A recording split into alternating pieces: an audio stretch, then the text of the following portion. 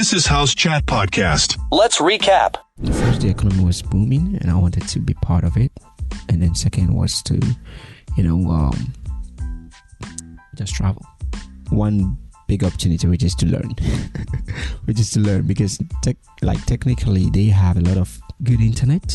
They have a lot of things that can lead you to the type of resources that you need as a student if you want to learn. However, what you have is to mostly teach English or just to do some trade or something. So I would say that you would want to pay attention to how you spend.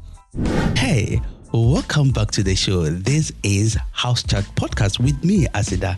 And in the last episode, we began a discussion on the topic how to survive as an international student in China.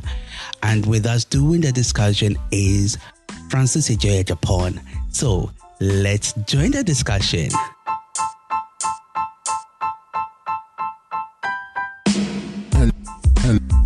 Hello, welcome to House Chat Podcast. House Chat Podcast.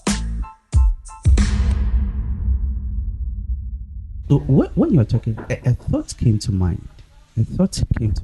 Oh yeah? It's like, how can someone, like, you are new in the system, okay, you are new in the system, how can you say, okay, since I don't know the system well, I'm going to depend on the thought of others and all that.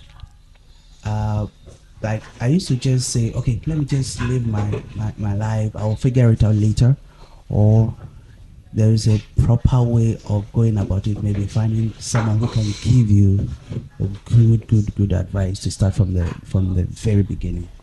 I think this is a good question. First of all, my way of living in China, and I think this is the best way to live as an individual, not necessarily in China as well. What I do is I know how to handle the things I don't know. Okay. My way of handling the things I don't know is how that is what have really brought me far, as in my way of living here in China. Now, the best part is this: if you can handle well what you do not know, then it becomes more easier, all right, for you to know better or like to learn more.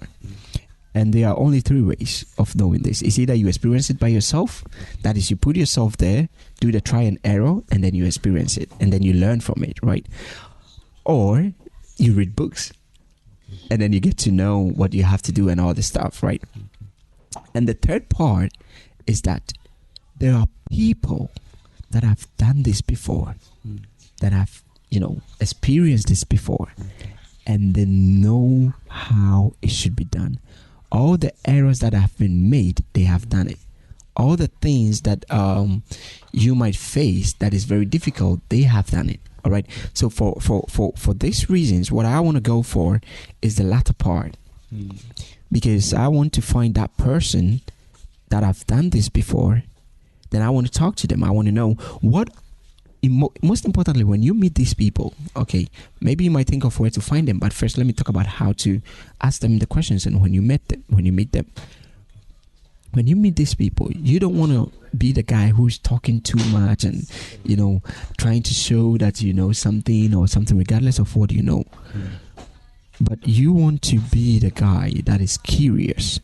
Okay. Exactly for what you want. For instance, if you want to ask about a business, just go straight, greet them. When you begin to talk, be curious about them, praise them a little bit for what you have heard of them that they have achieved, and then go straight to the questions that you want to know, because most of these people also don't have time.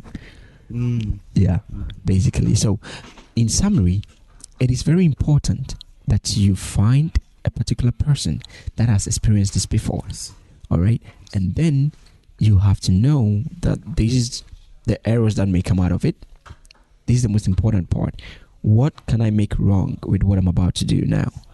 What are the methodology of doing it?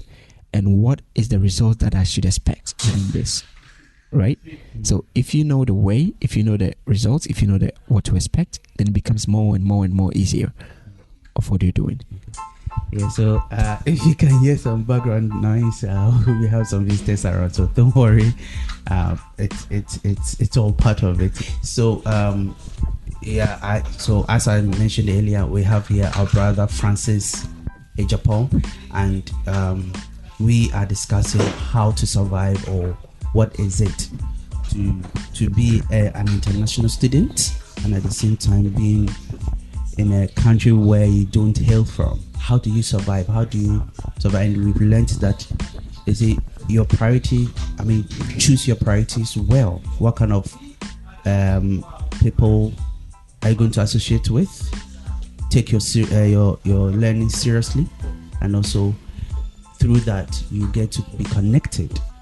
Yeah. So when you choose your priorities right, your connection will just lead you into certain opportunities. So we've spoken well, and also in order to start well, find the right people and ask the right questions, so that from the onset we get a good start. Okay, yeah. So far that's what we've talked about. And I appreciate that you have joined us up to this point. And please do well to listen to the full episode on all our podcast platforms. You can also subscribe to this channel, okay, and like and share with others. Let them also benefit from the insight we are learning from this channel. God bless you. Okay. At this point, we are taking a little break and play a game in the segment called Tell Me What. Okay, so are you ready? Yeah. Let's go. So, let's do this. The first one. Which one would you prefer?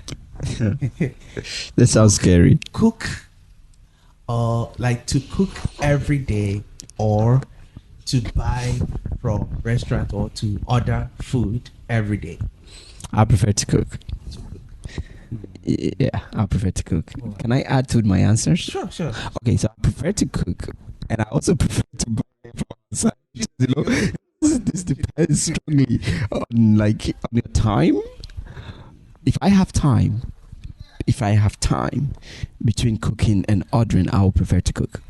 But most of the time, if you run a lot here in China, you might not have time to cook, because the value of the way you move, the time that you spend on moving and what you get from this, on what you do, comparing it to staying in the kitchen and cooking, you rather go for that. One. Will you change your answer, or you still go by? Well, I'll go with cooking because of I know what I'll eat and how healthy it feels like. Okay, now let me see. I don't know how it will sound to you, but would you want to build apps or be taller? Build apps. For sure. Oh, okay. Would you want to explain? I mean, scientifically, being tall means that when you get old, you're gonna have a crunk back and you're gonna be like this. And building app means like you're gonna work out, you're gonna have good health, and you're gonna eat well. Actually, because apps mostly depends on what you eat, not what you do at the gym. Okay. And so so your answer is? My answer is apps for sure. That one, no doubt.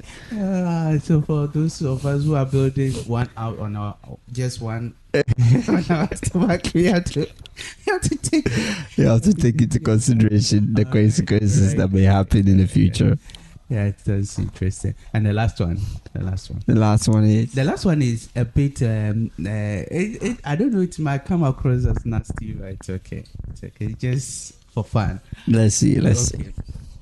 If you are given to choose between not brushing your teeth for a month, or not to take a bath for a month, which one would you go for? Not to brush your teeth or not to take a bath? Yes. Oh, no way. So what? I'll go for not to take a bath. For a month? Yeah. I see. Wow. I'll go for that one. Because that one is, you can manipulate not taking a bath. How? You can manipulate with perfume. You can manipulate with how good you dressed. But it doesn't. It's not going to change anything. After the fact that you look good, you smell good, you can manipulate this. But the moment you open your mouth to talk to somebody, that is not something you can hide, man. That is not something you can hide. You have a point there. There's no way you can hide that. Okay. It's just so obvious. All right. So, anyways, and listeners, what would be your choice? to not to bath for a month or not to brush for a month? I'd rather not bath. And you put in your comment. So thanks for joining us on this segment called Tell Me What. Let's continue with the conversation. Welcome to House Chat Podcast with Asida. All right, so going on. Are there ways, apart from maybe being connected and all that you can get job, either part-time or full-time? And what kind of job are there for us as a student? International students. First, as international students, first categorize them into those who can speak Chinese, and those who cannot. Okay, so if you can speak Chinese, then there's way lot of opportunity for you to have some internship or some way. Even this one comes handy, like when you are in your second year. If you cannot speak Chinese, the only thing that you have to do is to work at a club or just work as an English teacher. Right. How do these things come around? There are other platforms like 58.com that you can use, like LinkedIn. Some of the messages are there, and there are other things that you can search. Right. These tools are very important. 58.com. This is typical Chinese one, so you're gonna need to see only Chinese. Everything is written in Chinese, and on LinkedIn maybe some English, right? And you have to create a profile, and people will contact you. However, I have never seen these two very effective. Okay. What I've seen that are very, very effective is that you have to be related with some people. When you come here, you're going to meet people that have been here before, that are doing this. Is it necessary to be Chinese? It depends. It depends, because now when you're a new student, you cannot really jump into like straight away a Chinese friend. You get my point? You cannot straight away jump into this. You cannot straight away jump into like finding a Chinese friend or something. I would like to make your life more easier is to always think of the resources that you have. And the easiest resources that you have is just the people around you, which is your international students that have been here before. Yes, it's good if you find a Chinese guy who can help you make things easier. Yeah, that works. But then the easiest one that you have is those that are around you. You have to know how to relate with them. Now, when you do relate with them, they also know and have been here for some time, so they know some places that you have to be, some job that they are doing. If there's a vacancy, they can let you know. Because of the Chinese culture, Chinese people love that others are recommended. Not they knew you just so new. It's hard for them to trust you. But if you are recommended by somebody that they trust, it is easy for you to have a job. That is why these platforms may work like 40%, but then you are guaranteed that if somebody recommends you to a Chinese school or a Chinese place to work or train or like teach or have some private job or some part-time job, that recommendation stands like 85% guaranteed than a platform where you find this. Yeah, so thank you. I think we are learning a lot. Because if not, maybe maybe you have had the opportunity to come in, learn, make your mistakes and all that, and also learn from it. And someone might by now be coming or has just come in. So learning from this experience will go a long way to help them not to repeat such mistakes and all that. So I think it's a good information you're giving. Yeah, actually, let me tell you a story. So to make everything easy, I came here in 2015, right? When we started, I was that introvert guy. I mean, I don't talk, I don't want friends, I don't want to be, that one. But what I also had was an anchor, was the fact that where I'm from, my dad cannot pay for the fees that China was going to require. He cannot do that, all right, because my dad had like a few more children, like 6 children to take care of. And what he did was to put me here, and I have to figure it out for myself. So the best way was that I have to be academically good. I had no option than to be good, all right. And then I had to I have to study and be good at what I do. This is how I even realized my potential and what I can do and what I thought I couldn't do, right? So that thing forced me into learning. Actually, not to boast, but was the best in my class for the 4 years in bachelor and also in masters, right? This is not because I was so good or like a very good student. No, the fear that I may not be able to pay for the fees or the accommodation fee, and I need this 10K that I mentioned before, was what put me on my toes into learning constantly to be that. All right. Now, with that said, like the whole thing that I've been saying, that linked me to some people, get related to some people. I had my first job from the teacher. When I got there to that place, I had a friend there who also recommended me for another person that I'm working for now. Actually, this is the person that is giving me my work visa now in China. Okay. All right. So when I got there, he was like, oh, the first time, on the first year, this guy didn't talk to me. Even though I was recommended by my friend. In the first year, he didn't talk. He just like test you. We test. I'll say like, is there a job? Do you want to give me something or something? He just test, like my post when I post something on WeChat. Okay, in China, here's WeChat. When you post something, he just check and just laugh at you. After a year, then he called me and was like, do you want to have an interview? After the interview, he gave me a job. But during the interview, he made mention of things like having a career in his company and all these things. And that was when I realized that this could be my way out of getting a work visa here in China. Because in China here, these things are tough if you're not a native, right? If you want to teach English and you're not a native of English-speaking country, these things are tough to get. But that was not my goal. My goal was that I just want to be here, understand the culture more, and then see the way I could move around it. All right, this was my goal. So then I have to be submissive, learn more, try to do whatever he says that I have to do. And what Chinese people really understand is just action. You don't have to be talking too much about what you want to do or something. Just do. When you do, then you are creating value for yourself, giving the person that you have in the relationship with. If you don't bring anything on board, I'm sorry to tell you this. For them, it's a give and I take. It's nothing like I give you. Okay. They expect you by not telling you to do something. Okay. So if you just sit and you don't do anything, then at the end of the day, you might lose the relationship that you have with the person. When you see that there is the need for you to do something and you can do it properly, say it and do it. And then it boosts your, it's like an accelerator for good relationship with Chinese people, which can lead you to a lot of things. It actually led me to teaching for a while with him, been friends with him for like 5 years now. And then he gave me the work visa to be here.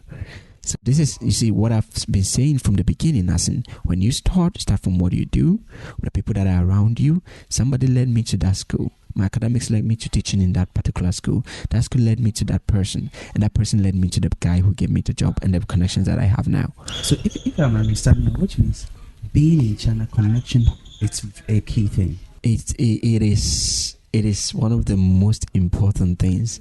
And I wouldn't want to say connection. I would want to say that networking.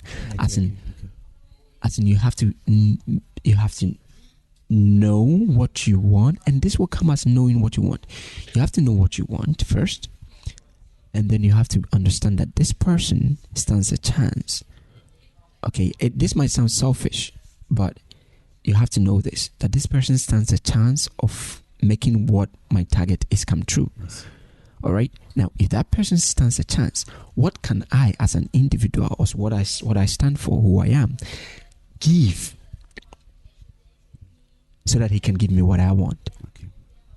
It's just a simple bargaining thing, regardless of how you may think of it. Well, it is the truth. You have to have something. So this is how it worked here, and this networking works. Okay, it's not for free. You have to have something to give. I see. Something that you stand for.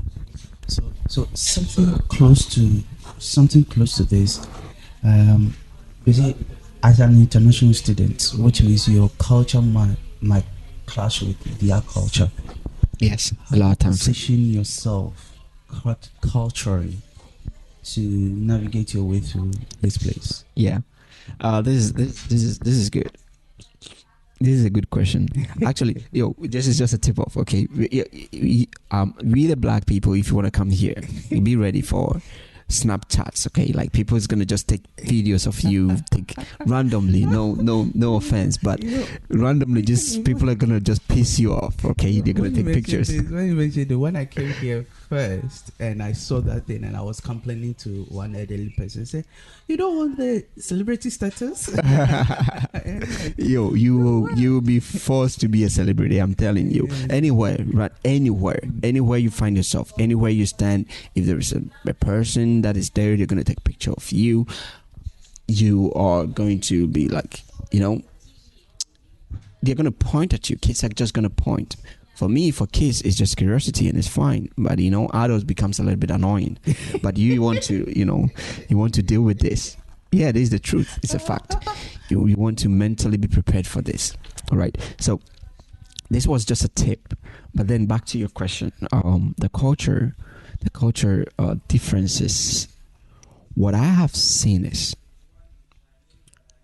you have to predefine what you will do and what you will not do when you get here.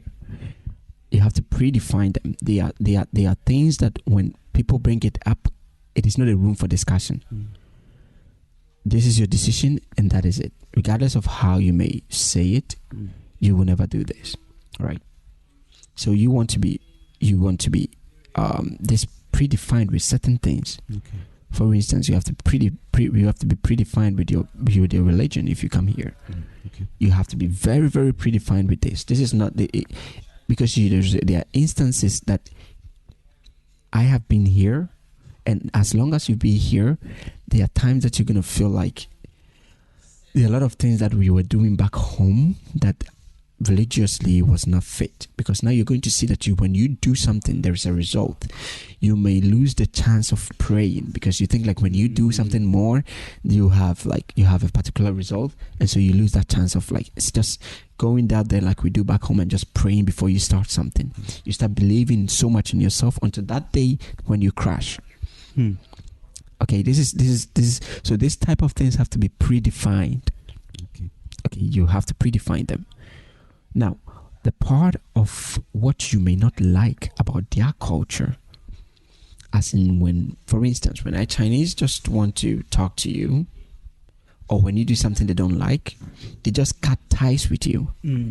If you have a friend on WeChat and you are chatting most of the time and you say something that they don't like, the next day you test them, you are blocked. Yeah, this is very common. You'll be blocked a lot of times. Okay, so what that means is, you have to mind how your perception lands when you're talking. Okay. All right. You want to say it in a way that you are firm with what you stand for, and you are not against what they stand for.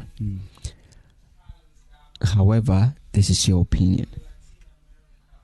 Okay. So if you are talking in this way, if you have to learn how to talk this. You have to learn how to say things like this.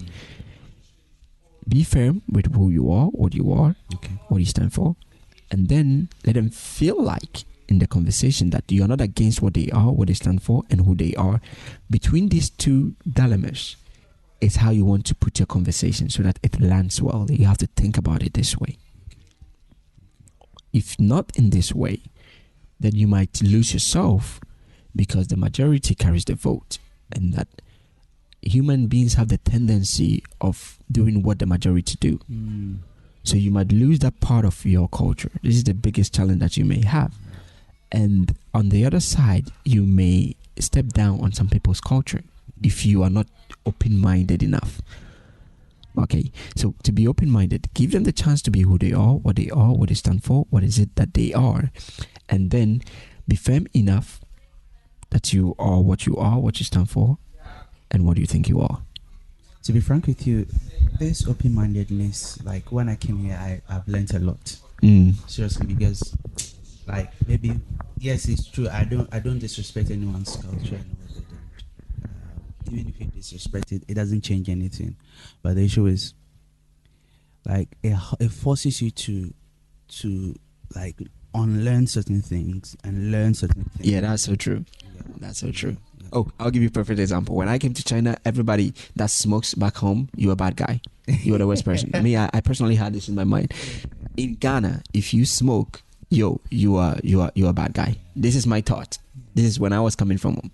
But when I came here, everybody was smoking. Right, like literally. I saw a guy who was standing right under "Don't smoke" sign. No smoking sign, smoking. I pointed it to the guy. Is that what?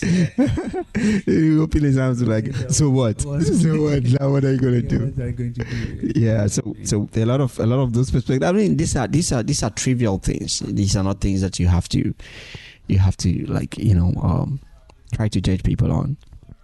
Yes. Because as you come here, a lot of things will change for you. But in this culture thing, there is also some things that you can learn. I personally, when I was living back home, yes, I knew we plan. I knew we plan, and then I knew that when you plan something, you have to stick to it and you have to do it.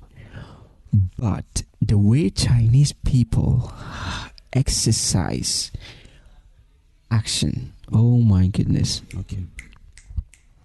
This if you have that type of ethic, that work ethic, I can be sure that there is nothing that you set up your mind to do that you fail. Because they have, at least most of them that I know, maybe because of how I treat myself, I'm related to these people that act this way. I'm not saying they all do this. What I'm saying is those who have come to understand that taking action gives result. Okay. They know how to take it. Okay. And they know how to maneuver their way around it. Okay. This is something you want to learn as an individual. Actually, this is what I've taken my whole time to learn as an individual. Anytime that I spend time with Chinese. That's amazing. Yeah, I think the conversation is getting very interesting. And yeah, actually, I'm liking it. Yes, we've come this far. And also appreciate your time with us. Really, really appreciate it. So please do well to subscribe, recommend to others, and like, so that it will help the algorithm. It will tell YouTube that this is another interesting thing to learn from. I mean, people can learn from, so that YouTube algorithm will recommend to other people. Okay, so please do well to help us grow. And also, you can listen to the full episode on all our podcast platforms. Okay, Google Podcast, Apple Podcast, Spotify, and Amazon Music. Okay, so it's available there. Please do well to like it. This is House Chat Podcast with me, Asida, and as I mentioned earlier, I have here my brother Francis Adjapong, and we are talking about being an international student, how to navigate your way through as a student, and if the opportunity comes for you to work, how to combine both and balance it. Okay, and so far we've learned a lot. So at this point, I want us to take a break. Okay, you're listening to House Chat Podcast with Asida, where we've got into, we are about to end, and yeah. So to recap, we've talked about how to, like, from the very onset, set your priorities right, how to get connected, how to find the right people and ask the right questions, and again, in order to thrive or survive in China, respecting their culture, but at the same time not neglecting yours. So finding a way to balance the two helps a lot. So Brother Francis has told us a lot as how what the strategy he adapted to survive, and he's doing well for himself, and I think because he's doing well, that's the reason why he has enough experience. I mean, not so much, but like with that experience he has, I think it can help anyone who wants to listen to also survive as a foreigner in this country.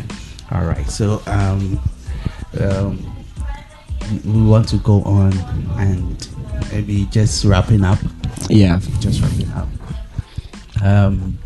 In talking about surviving as a foreign student and finding jobs and all that, and looking at the culture and like whatnot,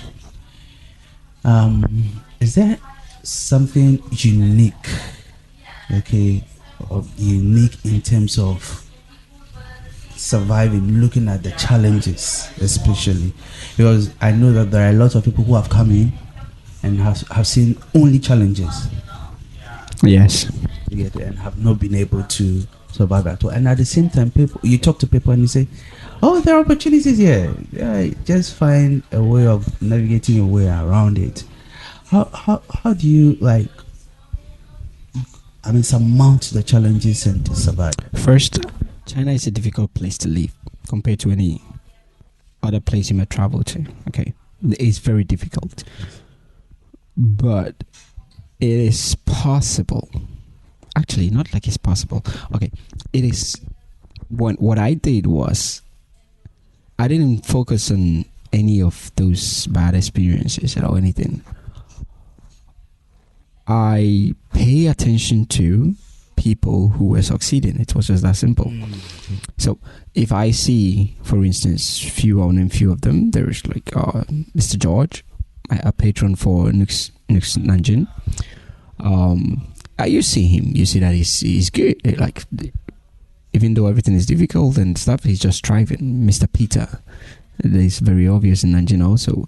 You see that there are few people, there are few friends that I've met. And some of them are not Ghanaian, some of them are from other countries, that they do things and things happens for them. Okay? And no matter how difficult it is, they keep going and they keep doing what they have to do. Right?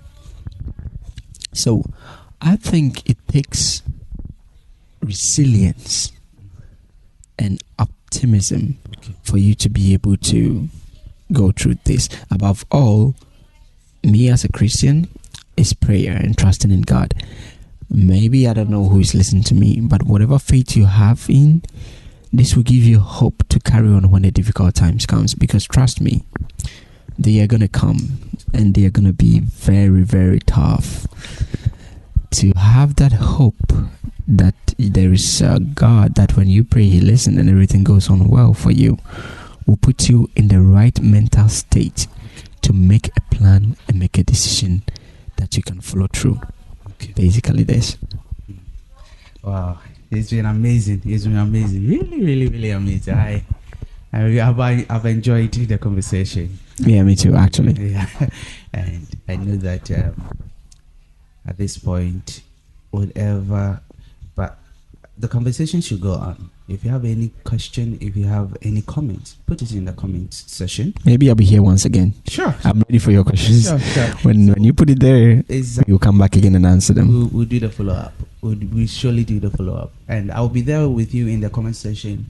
Any answers you need, I'll throw it. If I don't have any the answers immediately, I'll ask around. I'll give you the answer. So we are a community now, so help us grow. And I really, really appreciate your time with us. So, Brother Francis, is there any last words you want to put up? Yeah, fun fact. When you are here in China, taxis, you most likely be taking them alone. It's not like maybe way back home where you have to like order an Uber and then on the way the Uber stops and pick it. No. When you pick that car takes you from right there to the other side. All right, and then this is a good feeling. Actually, I think this is one of the things I'm gonna miss when I leave China. Technology is at its peak. You will have like nearly subways in all the big cities. That makes transportation pretty easy, right? And on average, you might in a week you might have to spend like a few maybe $100. It's actually a lot. That is like 700 RMB if you're a person who eats outside often. But if not, as an individual, as a single person, you might spend like maybe $80 or like $60, which is like somewhere around like 500 RMB. To live as a person. So you would want to be able to cook a little bit if you want to save more, and you would want to take some time and find the people that can lead you to the right person. Shout out to home, shout out to everybody from Ghana and also my people here. This is Francis, and I thank you for having some time with me and just listening to me. Most of what I say now are what I have experienced, so that shouldn't be your perspective when you should come. It's just something that you need to know. Give you grounds to start from. Maybe yours will be different. Maybe you're very lucky. Maybe you just came here, you met some few friends that led you to a business and you're done. Maybe you're just gonna fly, or maybe not. But yeah, whatever the case may be, just know that it is up to you to decide what it is that you want and what is it that you want to experience. And your actions, not your words and what you say, your actions will make everything. So and the way you communicate. If a decision maker, maybe a president or parliamentarian or whoever is listening to you right now, and based on your experience, I don't mean to say you are going to tell them what to do, but like your wish, just a wish, okay. Based on your experience, what would be the one thing or maybe two that you want it implemented in Ghana so that it may make life easier? Chinese are more into industries, and the support that they put in with people that want to create something, that are creative or that want to be entrepreneurs, is enormous. If it is possible to support the people, the few people that have the ideas to do something back home, the government should, but it should make sure that they are capable. There are measures to measure what they said they are going to do, because here in China they measure everything. Basically what I was saying. All right, so thanks viewers and listeners. Thank you so much for joining us up to this point, and I really appreciate your time with us. So we had on Francis Adjei, or Francis Adjapong, or Adjapong Francis. I think that's how you want it, right? Yeah, Adjapong. Francis Adjei Adjapong, Adjei Francis. Adjapong. Yes, Adjei Adjapong So Francis. I've left out the Adjei. I mean, it's a middle name, so it's okay. Okay, so yeah, so we've had our brother Francis Adjei Adjapong. Yes. He has shared his experience being a student and at the same time finding a way to survive in this country. I believe you've learned something. Let's hear from you. Okay. Thanks and bye-bye. Bye-bye. This has been House Chat Podcast. Thanks for your time.